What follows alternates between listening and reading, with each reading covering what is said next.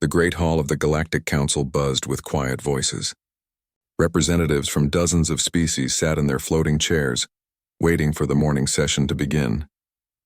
The air smelled of different atmospheres mixing together, creating a strange mix that reminded everyone they were far from home. Ambassador Taimin walked to the center platform. His blue skin reflected the soft lights as he opened his data pad. The Veltari were known for keeping records, and today he had the job no one wanted. He had to talk about the dead zones. Fellow council members, Taimin began, his voice carrying across the hall through translation devices. I present the annual report on restricted space sectors. The hall grew quiet. Everyone knew what was coming. Sector 7 Alpha remains unstable. The time storms there destroyed 2 more probe ships this year. We have marked 43 new systems as dangerous. He paused, looking at his notes. Sector 12 Beta still shows signs of the old war. Radiation levels are dropping, but it will be another 50 years before ships can pass through safely. Captain Bora shifted in her seat. The exploration vessel Zenith's Edge had been waiting for new routes to open up. Her crew was getting restless, and the Galactic Exploration Service needed fresh territory to map. And then there is the silent sector, Taimin continued. His voice dropped lower. 847 star systems. No change from last year's report. No signals in or out, no ships return. A ripple of unease went through the hall. Everyone knew about the silent sector, but hearing the numbers made it real. That was a huge chunk of space right in the middle of some of the best trade routes. How long has it been now? Asked Councillor Vexnall from the Krithan Empire. His insect-like features clicked as he spoke. 237 years since the last confirmed signal, Taimin replied. 212 years since we stopped sending ships. In the back of the hall, a young researcher named Jiwoo looked up from her tablet. She worked in the historical archives, and something had been bothering her about the old records. The numbers didn't add up right. What do we think is in there? Bora asked. She was tired of flying around the long way to reach the outer colonies. Her ship could cut months off the journey if they could use just one passage through the silent sector. The theories remain the same, Taimin said, pulling up a holographic display. Ancient defense systems, space-time anomalies, or perhaps a civilization so advanced they eliminate all visitors to protect their privacy. Or they're all dead, muttered someone from the crowd. Jiwoo stood up. She was young for the council chambers, barely old enough to be there as a research assistant.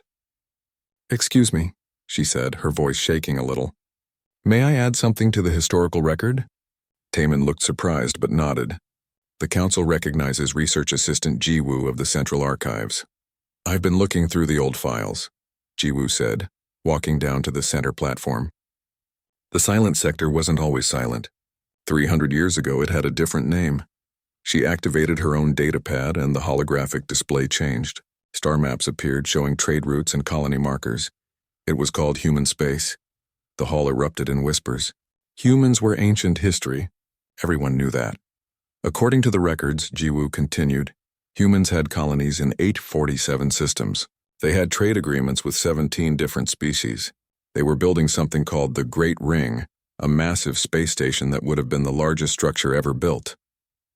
Humans are extinct, said Councillor Vexnall flatly. They died in the Plague Wars. Everyone knows this. That's what the records say, Jiwoo agreed. But the timeline is wrong. The Plague Wars happened 300 years ago. The silent sector started 237 years ago. There's a gap of over 60 years. Bora leaned forward. What happened during those 60 years? I don't know, Jiwoo admitted. The records from that time are incomplete. But I found something else. The last message from the silent sector wasn't a distress call. It was a warning. She changed the display again. Old text appeared, translated into dozens of languages. Quarantine protocols in effect. Biological contamination detected. All species advised to maintain safe distance until further notice. We are working on the problem. The hall went completely quiet. That doesn't sound like they were dying, Bora said slowly. No, Jiwoo agreed. It sounds like they were trying to protect everyone else. Taimin looked at the data with new eyes. If the humans survived the Plague Wars, where have they been for 200 years?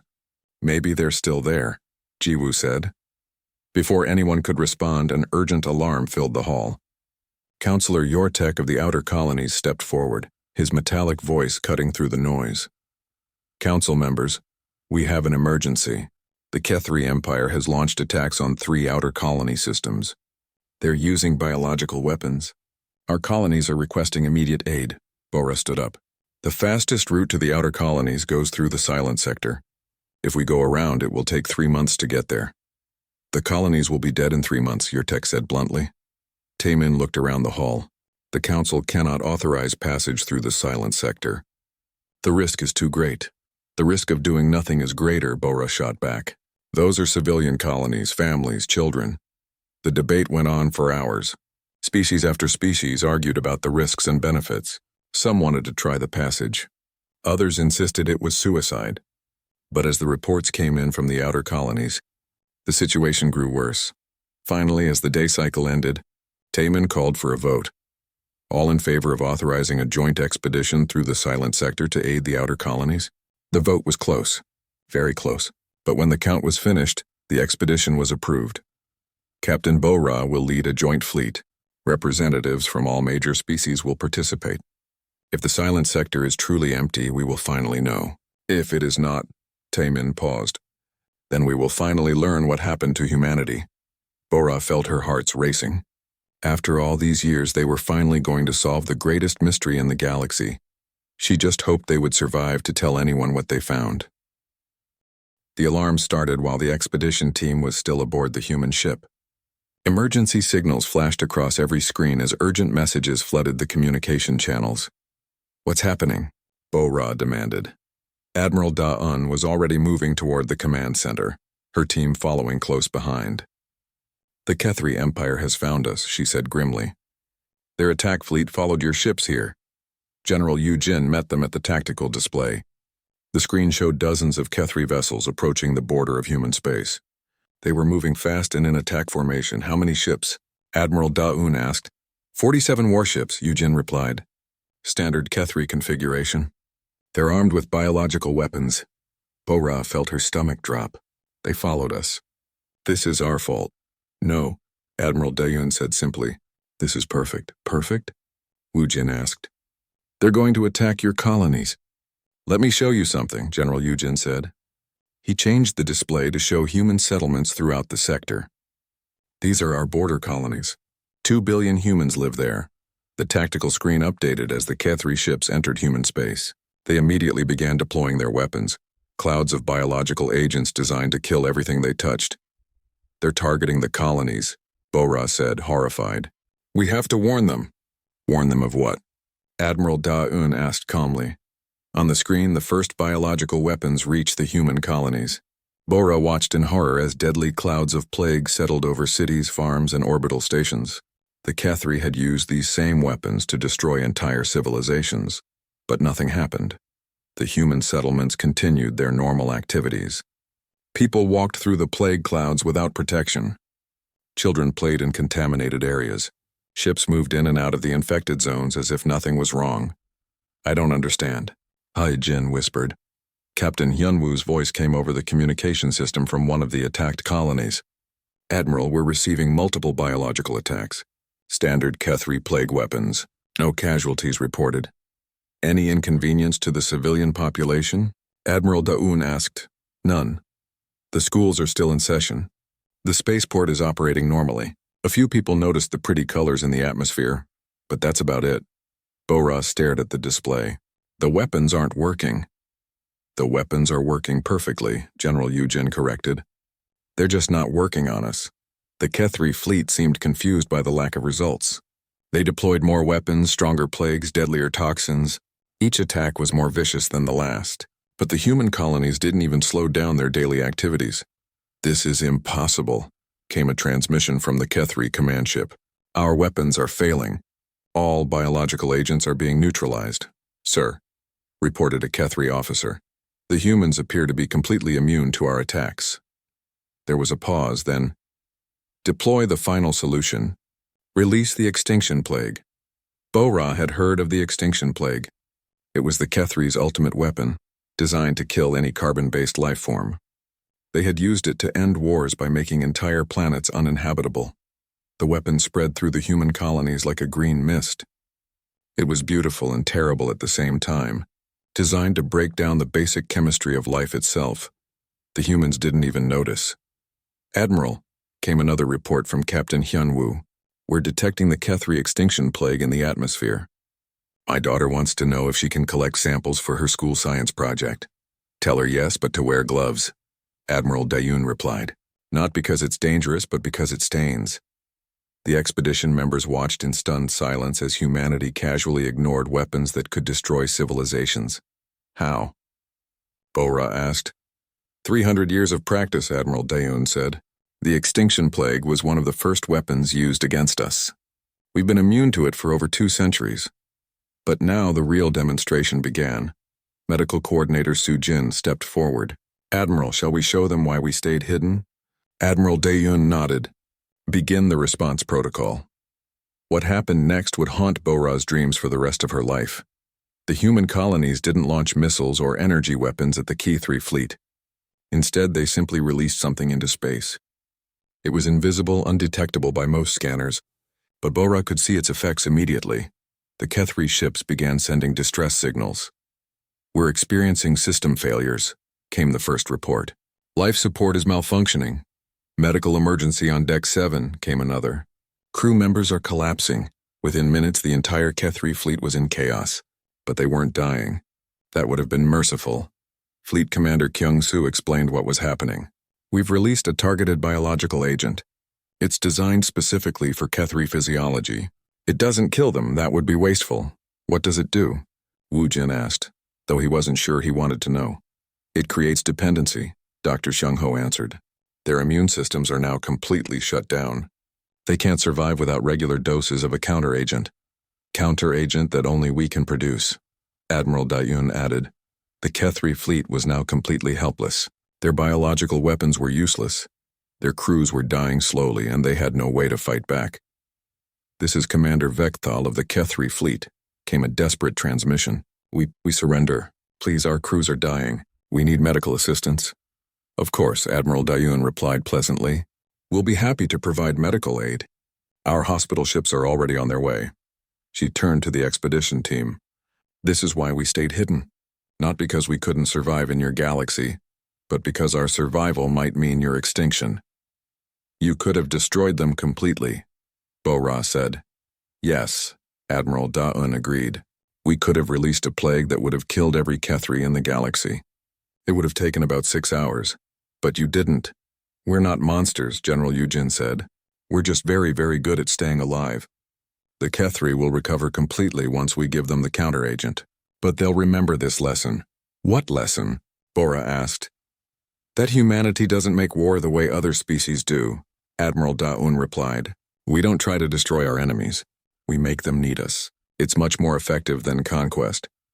The Kethri fleet was now surrounded by human hospital ships. Instead of weapons, they carried medical teams ready to cure the very plague they had just deployed. "The Kethri will leave here as friends," Soo-jin explained. "They'll be grateful for our help. They'll spread word throughout their empire about how merciful humanity was.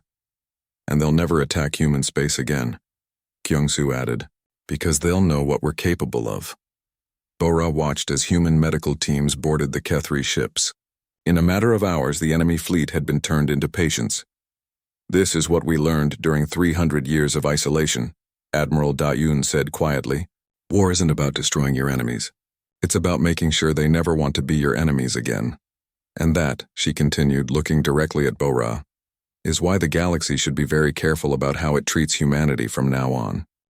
The joint expedition fleet moved through space like a small metal city. 7 ships from 7 different species, all following Captain Bora's command vessel. Each ship looked completely different from the others, showing the amazing variety of life in the galaxy. Science Officer Woo-jin sat at his instruments, watching the readings change as they got closer to the boundary. He was nervous but also excited. After years of studying space from a safe distance, he was finally going somewhere no one had been for over 200 years. "Captain," he called out, "I'm detecting something strange ahead." Bora moved to his station.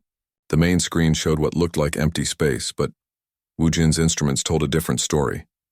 "There's a ring of objects around the entire sector boundary," he said. "They're small, maybe the size of a shuttle each, but there are thousands of them." "Are they active?" Bora asked. "They're definitely powered, low energy signatures but steady. They've been running for a very long time. Heejin, the fleet's xenobiologist, joined them at the scanner station. She was one of the few people in the fleet who had studied old human records. Most species had forgotten about humans completely, but Heejin found them fascinating. Those could be warning beacons, she said. Humans were known for being very careful about dangerous areas. If they put up warnings, they usually meant it. The fleet reached the boundary, and immediately every alarm on every ship started going off. The small objects Wu Jin had detected suddenly came to life. They moved into new positions, forming a perfect line between the fleet and human space. Then they started broadcasting. The message came in dozens of languages. Not just the current galactic languages, but old ones that hadn't been spoken for centuries. The computer systems on each ship automatically translated the words, and the message was the same in every language. Warning, quarantine zone, biological hazard detected. Turn back immediately. This message is automated. Turn back immediately. This is your final warning? It's repeating, Wu Jin reported. Same message over and over. For 200 years? Bora asked. The power systems are definitely old enough, he confirmed. Hyejin studied the translation records. Captain, this message includes languages that haven't been used since the Plague Wars. Whoever built these satellites knew about every species that existed 300 years ago. But the warning is still active, Bora said, after all this time. The fleet commanders held a quick meeting over the communication system. Some wanted to turn back. The warning was clear enough, but others pointed out that the outer colonies were still under attack. They needed to get through. We go forward, Bora decided, but slowly. Full shields up, everyone ready for anything. The fleet moved past the warning satellites. For a moment, nothing happened. Then more alarms started going off. Captain, Wu Jin called, his voice tight with worry. I'm picking up massive energy signatures ahead. There are structures in the system, big ones. The main screen lit up with new images. What they saw made everyone stop breathing. A space station hung in orbit around a small planet. But calling it a space station was like calling an ocean a puddle. The thing was enormous, bigger than most moons. It had rings and towers and sections that stretched for hundreds of kilometers in every direction. How is that possible? Bora whispered. It's not just one station, Wu Jin said, his instruments working overtime. I'm reading 17 separate installations in this system alone. And Captain? They're all active. Power readings, life support, everything. Heejin checked her biological scanners. I'm detecting life signs. Lots of them. Billions of life signs. Before anyone could respond to this news, new contacts appeared on the scanner. Ships. Lots of ships. They were coming from the giant stations, moving fast and heading straight for the expedition fleet. Unknown vessels, came a voice over the communication system. The translation systems worked perfectly, but somehow the voice sounded different from any they had heard before. Stronger, more confident. You have entered restricted space. State your purpose immediately. Bora activated her own communication system. This is Captain Bora of the Galactic Council Expedition Fleet. We are on an emergency mission to aid colonies under attack. We request safe passage through this sector. There was a long pause. Then the voice came back, and this time it sounded surprised. Did you say Galactic Council? As in the Council of Species from outside the quarantine zone? Yes, Bora replied, confused by the question. Another pause, longer this time. Then, stand by for boarding. Do not resist. Your crews will not be harmed, but biological screening is required before we can allow you to proceed. Boarding? Bora asked. Who are you? This is Admiral Da Yun of the Terran Defense Force, came the reply. Welcome to human space. We've been expecting someone like you for a very long time. The expedition fleet hung in space, surrounded by human ships. Every crew member was asking the same question. If humans were extinct, who was Admiral Da Yun? A new ship approached Bora's vessel. It was sleek and powerful, clearly built for both speed and strength. As it came alongside, Bora could see through its windows. The figures inside were wearing full environmental suits, but they moved like living beings. Captain, Heejin said quietly, my biological scanners are going crazy. Whatever is on that ship, they're alive, they're healthy, and they're definitely not from any species I know. But that's impossible, Wu Jin said. Humans are extinct. Everyone knows that. Through the communication system, Admiral Da Yun's voice came again. Captain Bora, we're coming aboard your ship now.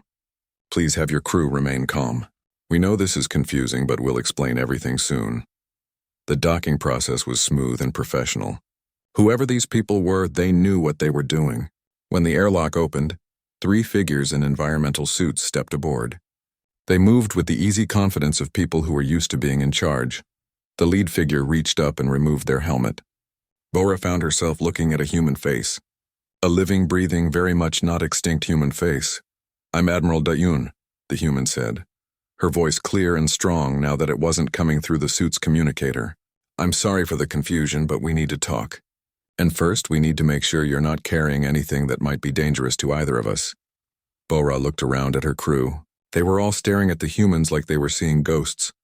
"I thought your species was extinct," Bora said finally. Admiral Dayun smiled, but it wasn't a happy expression. "That's what we wanted everyone to think. It seemed safer that way." "Safer for who?" "For everyone," Admiral Dayun replied. "But especially for you." The human ship Endurance was nothing like the expedition members expected. As Chief Medical Officer Tae Young led them through the corridors, Bora noticed that everything seemed too clean, too perfect. The air itself felt different, pure in a way that made her skin tingle. "Your environmental systems are impressive," Woojin commented, checking his portable scanner. "Thank you," Tae Young replied, "though we don't really need them anymore. Most humans can survive in vacuum for short periods now. Our lungs adapted." He said it so casually that it took a moment for the words to register. Heijin stopped walking. "Did you say you can survive in vacuum?" "For about 20 minutes, yes. Longer if we prepare for it." Tae Young seemed amused by their shock. "It's not that unusual. We needed to adapt when the biological weapons started attacking our life support systems." Security Director Yoonji joined their group as they entered what looked like a garden. But as Bora looked closer, she realized something was wrong. The plants were beautiful, but they were colors that plants shouldn't be. Deep purples, electric blues, silver leaves that seemed to glow. "Don't touch anything," Yoonji warned cheerfully. "Most of these plants would be lethal to your species." "Then why do you grow them?" Bora asked. "Food mostly," Tae Young said. He picked a bright orange fruit from a nearby tree and took a bite. "This one produces enough vitamins to keep a human healthy for a month. It also contains 17 different toxins that would kill most galactic species instantly." As if to prove his point, a group of human children ran through the garden, playing some kind of tag game. They brushed against plants that made Hyejin's biological scanner scream warnings, laughing as they went. "Your children," Hyejin started, "are perfectly safe," Yoonji finished. "They're actually more resistant than the adults. Children adapt faster." They continued through the ship, and each new section brought fresh horrors disguised as normal life. In the engineering section, workers handled materials without protection that would require hazmat suits for any other species. In the recreational areas, humans swam in pools of liquid that looked suspiciously like diluted acid. But it was the medical bay that really made the expedition members understand what humanity had become. Dr. Seung-ho greeted them with a warm smile. He was working on what looked like a normal medical examination, but the patient was covered in growths that would have meant certain death for anyone else. "Routine treatment," Dr. Seung-ho explained. "She was exposed to a Kethri bioweapon during a scouting mission. Her immune system is processing it now." "Processing it?" Woojin asked. "Breaking it down, learning from it, creating antibodies." The doctor checked his instruments. "She'll be immune to this particular weapon in about 6 hours. In 12 hours, her blood will be able to cure anyone else who gets infected." "That's not how immune systems work," Hyejin protested. Dr. Seung-ho paused his work. "It's how ours work now. 300 years of biological warfare teaches you things. We had to evolve or die." "But evolution doesn't work that fast," she insisted. "Normal evolution doesn't," he agreed. "But we weren't dealing with normal circumstances. When your entire species is being systematically poisoned, you adapt quickly, or you don't adapt at all." Commander Jin-A appeared in the medical bay, wearing the uniform of human intelligence. She was a small woman, but something about her presence made everyone pay attention. "Dr. Seung-ho, are our guests ready for the full briefing?" "I think they need to see the genetic lab first," he replied. The genetic laboratory was located deep in the ship's center, behind multiple security doors. As they walked through each checkpoint, Yoonji explained the precautions. "We don't let just anyone in here. What we keep in this lab could accidentally wipe out most galactic life." "Accidentally?" Bora asked. "We'll explain," Jin-A said. The lab itself looked like any other research facility, except for the warning signs in dozens of languages. Geneticist Dongwu was waiting for them, along with a woman he introduced as Haiwan, a human philosopher. "Welcome to the arsenal," Dongwu said without preamble. "This is where we keep samples of every biological weapon that has ever been used against humanity." He gestured to walls lined with storage containers. Each one was labeled with symbols that made no sense to the visitors, but the warning signs were universal.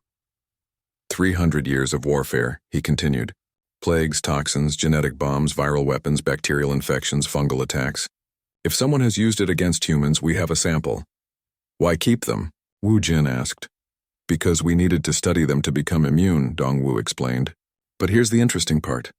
We didn't just become immune. We became carriers." Heywan stepped forward. "This is where philosophy meets biology," she said. "When humanity adapted to survive biological warfare, we had to make a choice. Die as victims or live as something else entirely." "What do you mean?" Bora asked, though she was beginning to understand. "Every human alive today carries genetic markers for thousands of diseases," Dongwu said. "We're walking libraries of every pathogen ever created. Most of them are dormant, but they're there. And we can activate them," Jin-A added quietly. The room went dead silent. "You're saying you can deliberately become infected with any disease you choose?" He-Jin asked. "Not infected," Dongwu corrected. "We can produce them. Our bodies can manufacture any biological weapon we've ever encountered. But that's not the scary part," Heywan said. "The scary part is that we can control it."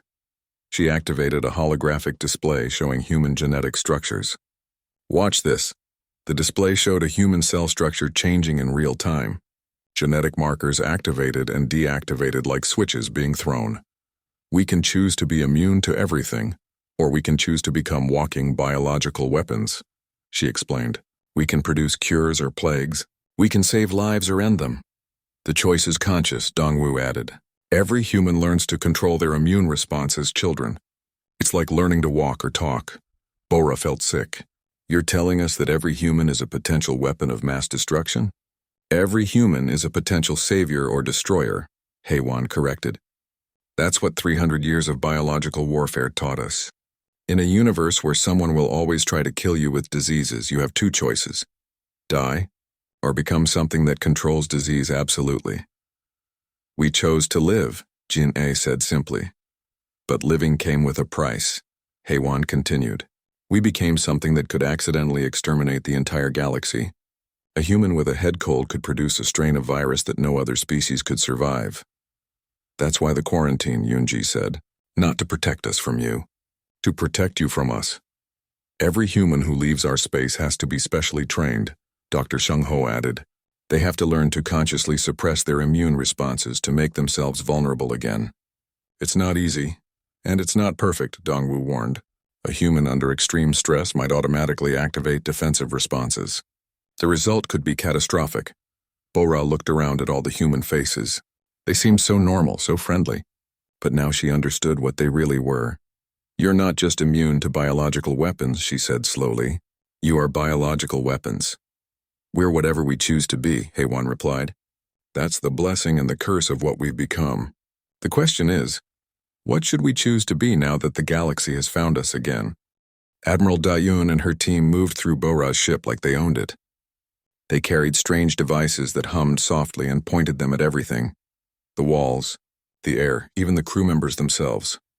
Dr. Minho, the human medical officer, watched his instruments carefully while Commander So-Young stood guard. "What are those things?" Bora asked, pointing at the devices. "Biological scanners," Dr. Minho replied without looking up. "We're checking for contamination. Both ways. Making sure you're safe from us and we're safe from you." "Safe from us?" Wu Jin asked. "We're not carrying any weapons." Dr. Minho looked up then, and Bora saw something in his eyes that made her uncomfortable. "You don't need to carry weapons to be dangerous," he said quietly. The scanning took an hour. During that time, more human ships arrived. Bora watched through the windows as they surrounded the entire expedition fleet. They weren't threatening exactly, but they made it very clear that the fleet wasn't going anywhere without permission. "All clear," Dr. Minho announced finally. "They're clean. Standard galactic biology. No unusual pathogens. Safe for limited contact. Good, Admiral Daun said. Captain Bora, would you and your senior staff like to come aboard our ship? It's time you learned what really happened to humanity. Bora looked at her crew. They were all scared but also curious. This was the biggest discovery in galactic history. Just us? For now. We'll brief the other ships after you've had time to process what we're going to tell you. An hour later, Bora found herself in a human conference room with Wu Jin, Haye Jin, and representatives from the other ships in the fleet. The room looked normal enough, but there was something different about it. The air was cleaner somehow. Everything was too perfect. Admiral Da-Yun sat across from them, flanked by Dr. Min-ho and a human historian named Yan Wu. Commander So Young stood by the door, still in her environmental suit. Before we begin, Admiral Da-Yun said, I need you to understand something. What we're about to tell you will change how you think about humanity, about biology, and about what it means to survive in this galaxy. We thought you were all dead, Bora said directly. We know. That was the point. Yan Wu leaned forward. 300 years ago, humanity was part of the galactic community. We had trade agreements, diplomatic relations, everything you'd expect. Then the plague wars started, Dr. Min-ho continued. But here's what the history books don't tell you. The plague wars weren't just human fighting human. They started when we made first contact with galactic civilization. Hyojin looked confused. I don't understand. The records show that humans were already in space when contact was made. The records are wrong, Yanwu said. Humanity had just reached its own moon when your people found us. We were excited to meet other intelligent life. We welcomed the trade ships, the cultural exchanges, the scientific cooperation. And then people started dying, Dr. Min-ho said grimly. The first plague killed 40% of humanity in 6 months, Admiral Da-Yun continued. We thought it was natural at first, some kind of new disease. But then the second wave hit. And the third. Each one was different. Each one was worse. Wu Jin was taking notes on his tablet. But plagues happen naturally. Space travel spreads disease. Not like this, Dr. Min-ho said. He activated a holographic display showing disease patterns. These weren't natural plagues. They were designed, created, weaponized. The room went quiet. Bora felt her blood turn cold. Are you saying someone deliberately infected humanity? Not someone, Yanwu said. Several someones. We eventually figured out that at least 6 different species had been using humanity as a testing ground for biological weapons. That's impossible, Hyojin said, but her voice was weak. The Council has laws against biological warfare. The Council barely existed 300 years ago, Admiral Daun replied. And some of those species are still Council members today. The implications hit Bora like a physical blow. You're saying that current Council members tried to wipe out humanity? Not tried, Dr. Min-ho corrected. They thought they had succeeded. The plagues were supposed to kill us all. But we're stubborn, Admiral Daun said with a grim smile. Humanity doesn't give up easily. Instead of dying, we adapted. How? Wu Jin asked. Dr. Min-ho stood up and activated more displays. The images showed human biology in incredible detail. We did what humans have always done when faced with a threat. We learned. We evolved. We became stronger. At first, we just tried to cure the diseases, Yanwu explained. But there were too many of them and they kept changing. So we changed instead. Changed how? Bora asked, though she was starting to suspect she didn't want to know the answer. We became immune, Dr. Min-ho said simply, to everything. Every biological weapon, every natural disease, every toxin that had ever been created. Our immune systems learned to recognize and neutralize any threat. That's not possible, Hyojin protested. No species can be immune to everything. Watch, Dr. Min-ho said. He picked up a small vial from the table. The liquid inside was a sickly green color. This contains a modified version of the plague that wiped out the Zenthari colonies 200 years ago. 1 drop would kill any member of your crew in minutes. Before anyone could stop him, he opened the vial and drank it. Bora jumped to her feet. What are you doing? Dr. Min-ho wiped his mouth calmly. Proving a point. In about 30 seconds, my immune system will have broken down every harmful component in that plague. In 60 seconds, I'll be producing antibodies that could cure anyone else who was infected. He was right. After a minute, he pulled out a scanner and showed them the readings. His body had not only survived the plague, It had turned it into medicine. This is what humanity became, Admiral Daoun said quietly.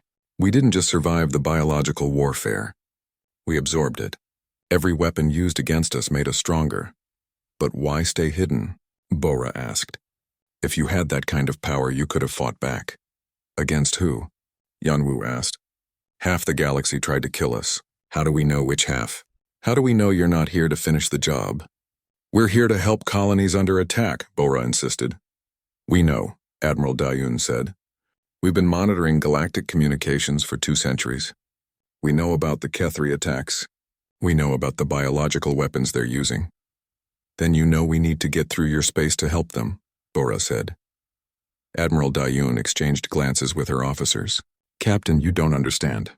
The reason we stayed hidden wasn't because we were afraid of the galaxy. Then why? Dr. Minho answered, his voice deadly serious.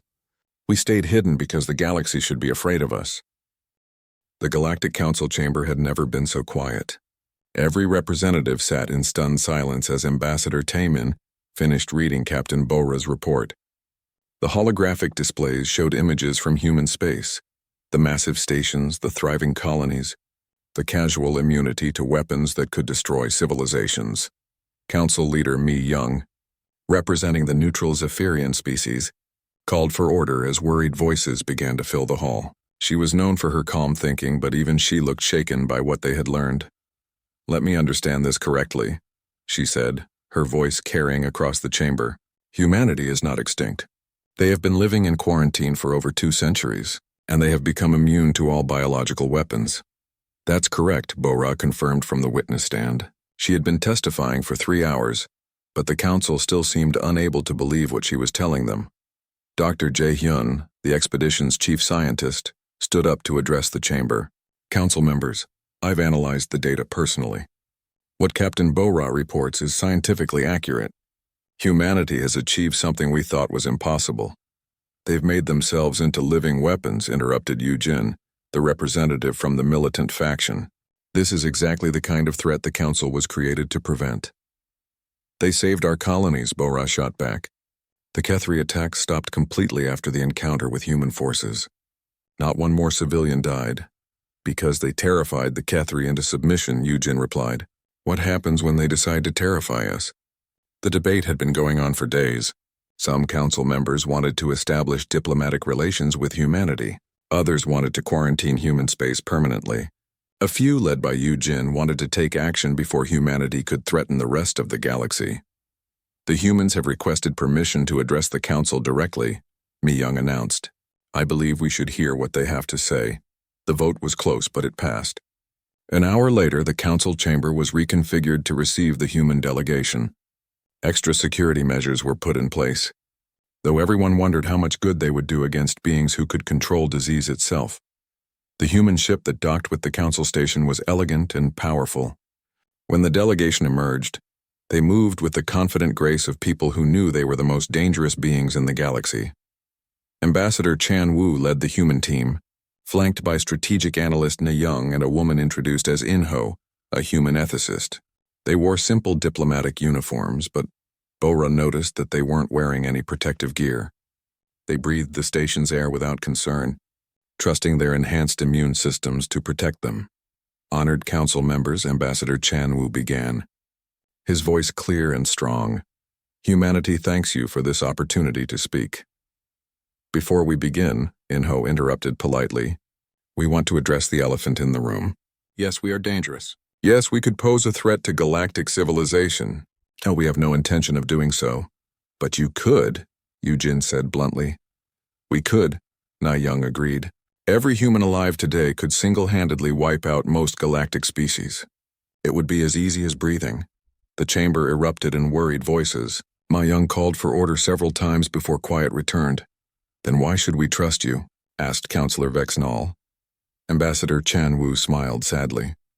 Because we've had 2 centuries to think about what we've become. And we've decided that being the most dangerous species in the galaxy means we have the greatest responsibility to protect it. Pretty words, Yu Jin said, but actions speak louder. You've already demonstrated your power against the Kethri. We saved lives, In-ho replied. Both Kethri lives and the lives of the colonists they were attacking. We could have simply destroyed their fleet. What do you want from us? Mi-young asked. Na-young activated a holographic display showing proposed trade routes and diplomatic agreements. Limited reintegration into galactic society. Human medical teams will provide assistance during biological emergencies. Human researchers will share cures for previously incurable diseases. Human space will remain quarantined but will allow limited diplomatic contact. In exchange for what? Dr. Jae-hyun asked. Recognition that humanity exists. Ambassador Chan-woo said simply. We're tired of hiding. Our children ask why they can't visit other worlds. Our scientists want to share their discoveries. Our artists want to show their work to the galaxy. And if we refuse? Yujin demanded. The human delegation exchanged glances. In-ho stepped forward, and when she spoke, her voice was gentle but absolutely certain. Then nothing changes. We continue to live in isolation. The galaxy continues to think we're extinct. And the next time someone uses biological weapons against innocent people, those people die because we weren't there to help. That sounds like a threat, Yujin accused. It's not a threat, In-ho replied. It's just reality. We can choose to be part of the solution, or we can choose to remain hidden, but we can't choose to not exist. The debate continued for hours. Some council members were convinced by the human arguments. Others remained suspicious. But it was Dr. Jae-hyun who asked the crucial question. What safeguards can you offer? How do we know you won't accidentally contaminate the galaxy? Ambassador Chan-woo nodded to Na-young, who activated another display. Every human who serves outside our space will undergo extensive training. They'll learn to consciously suppress their enhanced immune responses. They'll be monitored constantly, and they'll be volunteers only. But what about accidents? Mi-young asked. What if a human is injured or under extreme stress? In-ho answered this time, and her words sent chills through the chamber. Every human who leaves our space carries a genetic failsafe. If our enhanced biology is activated outside human space, it triggers an immediate immune shutdown. The human dies instantly. The chamber fell silent. You're saying your people would die to protect us? Bora asked. Our people volunteer to die to protect you. In-ho corrected. It's the price we pay for being what we are. That's horrible, whispered someone from the audience. It's necessary, Ambassador Chan-woo said firmly. We won't risk contaminating the galaxy by accident. If the choice is between one human life and billions of galactic lives, there is no choice. But In-ho wasn't finished. However, there's something else you need to know. The failsafe works both ways. What do you mean? Mi-young asked. Na-young activated one final display. Every human in the galaxy is connected to our central monitoring system. If that system detects a coordinated attack on humanity, if someone tries to wipe us out, it automatically releases every pathogen we've ever encountered. The implications hit the council like a physical blow. You're saying if we attack you, you'll destroy the galaxy? Yujin asked. We're saying if you attack us, the galaxy will destroy itself. In-ho corrected. It's not revenge. It's just biology. We've become so integrated with the pathogenic environment that our extinction would trigger an automatic release. Mutual assured destruction, Dr. Jae-hyun whispered. Mutual assured survival, Ambassador Chan-woo corrected. We can't be eliminated without eliminating everyone else. So the galaxy has to choose live with us or die with us. The vote took place the next day. It wasn't close. The council voted overwhelmingly to accept humanity's proposal for limited reintegration. As the human delegation prepared to leave, Mi-young approached Ambassador Chan-woo privately. Was that last part true? She asked. About the automatic release? Chan-woo looked at her for a long moment. Does it matter? The result is the same either way. Humanity survives or nothing does. That's a terrible way to ensure peace. It's the only way to ensure peace, he replied. We learned that lesson 300 years ago. In a galaxy full of species that will use any weapon to destroy their enemies, the only safety is in making sure everyone's survival depends on everyone else's survival. As the human ship departed from the council station, Bora watched it go with mixed feelings. Humanity was back in the galaxy, but they had changed the rules forever. The strongest species wasn't the one with the biggest weapons or the most territory. It was the one that made itself absolutely necessary for everyone else's survival. In the end, humanity had won not by conquering the galaxy, but by making the galaxy need them to stay alive, and that, Bora realized was the most human solution of all.